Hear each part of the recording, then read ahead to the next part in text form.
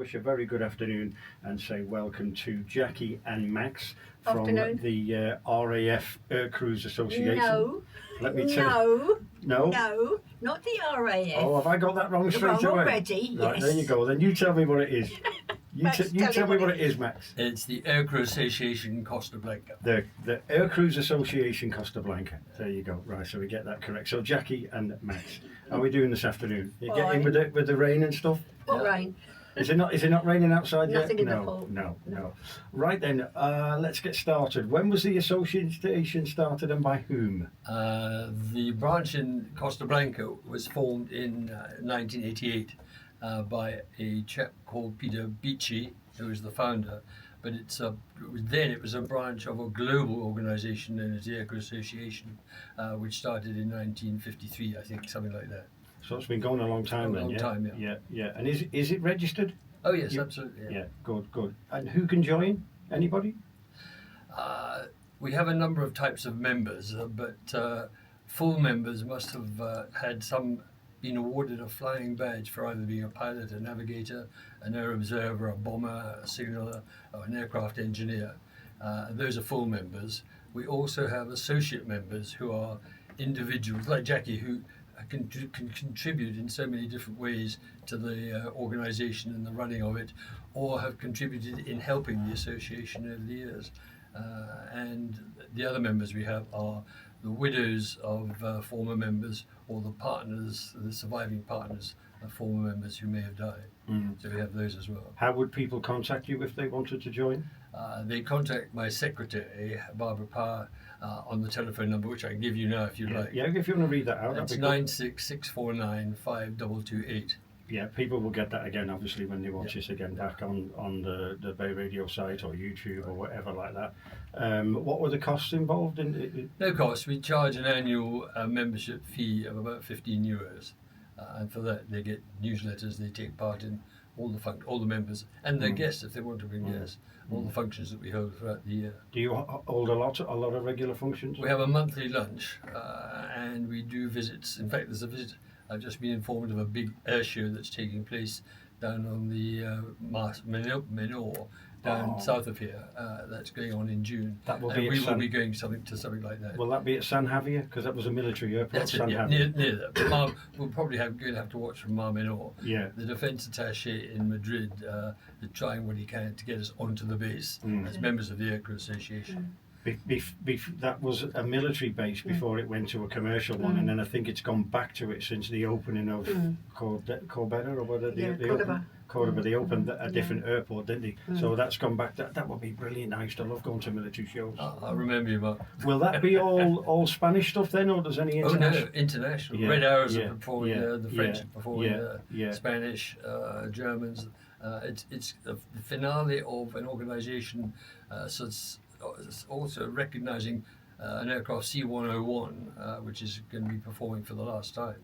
But there'll be 8 or 9 different shows, aviation performers coming on for that. Yeah. Have you got a date for that, Max? 14th, 15th of June, I think it is. Oh, that would be good. But don't quote me. Yeah, no, I have visions of a Vulcan bomber going over and unbelievable. How many members have you got then, and is it all ages? At the moment we've got 47. Ages vary from mature to very mature. We've got 3 who are over 100 years old. In fact, our oldest member is going to be 105 on the 24th of July. Yeah. Any of them a pilot?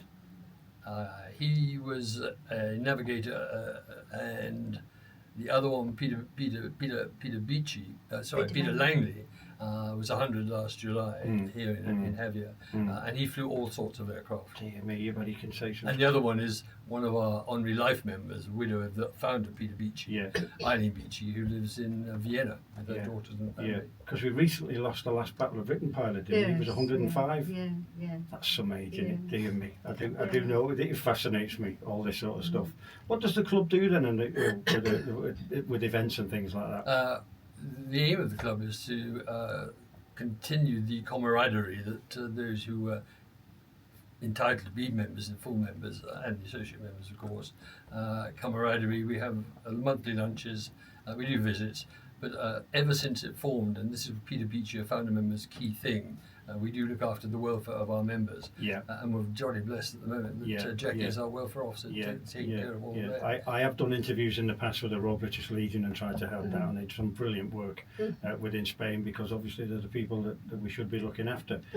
You have a committee, and Yeah, we do. Have a small committee. And the welfare is looking after people that with health wise, or Anyway, if they ask me to come and visit, then I will go and we'll talk over if they've got any problems.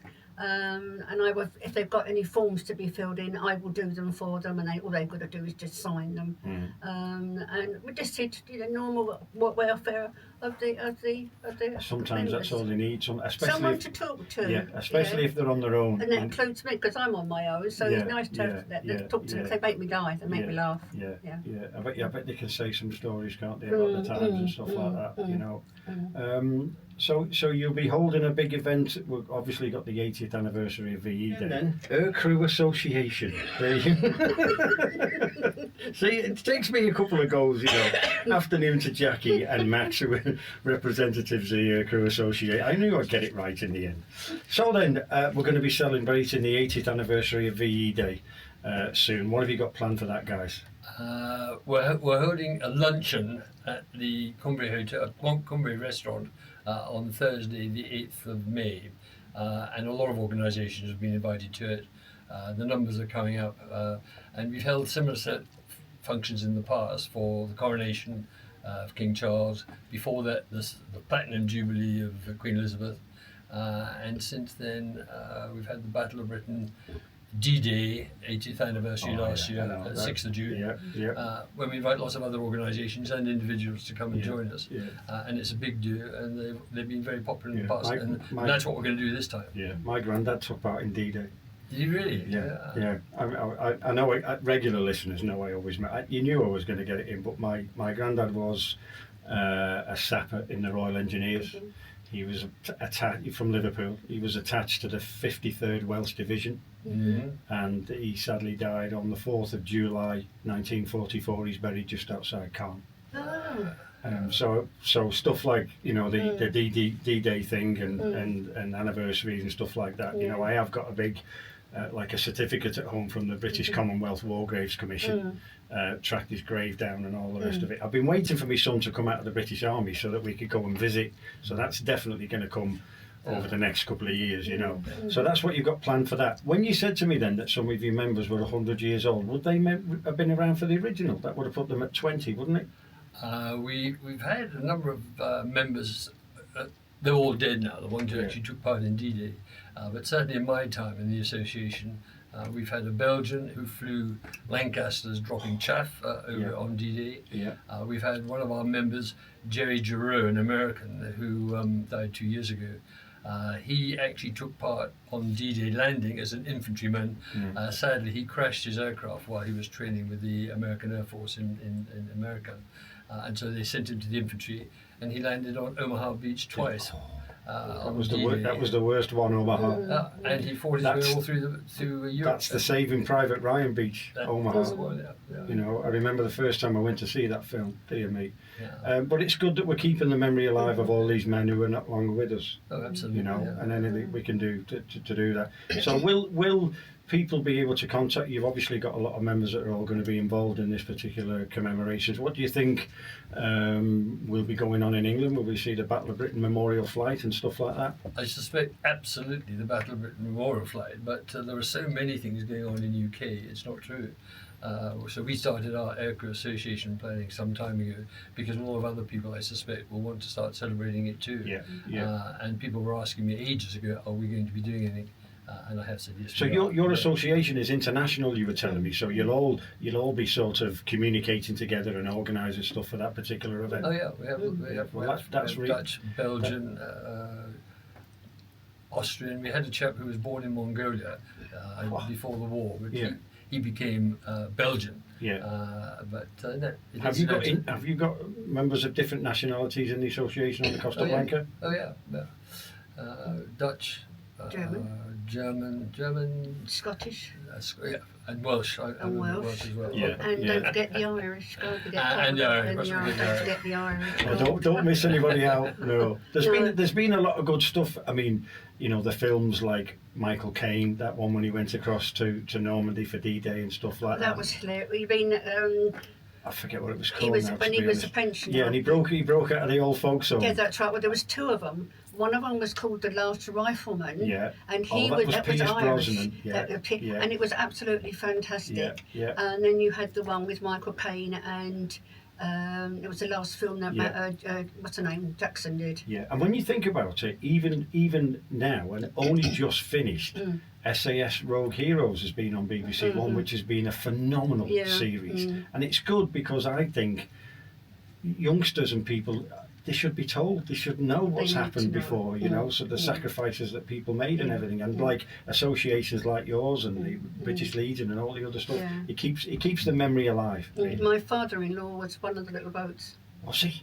At Dunkirk? At Dunkirk. Incredible. Yes. Incredible. Yes. So is there anything that you'd like to round off? Do you want to give that phone number again, Max, in case people want to get in touch with you? Yes, the Secretary of the Aircrew Association, Barbara Parr,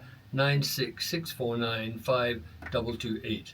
And she'll give you any information you need. So there you go, guys. If you want to get involved, there's your contact number. You'll be able to get it as well when you can watch this video back on the Bay Radio site. So thank you guys for coming in Thank after you. soon. It's been absolutely welcome. brilliant. Thank Thanks you. for the invite. Thank you.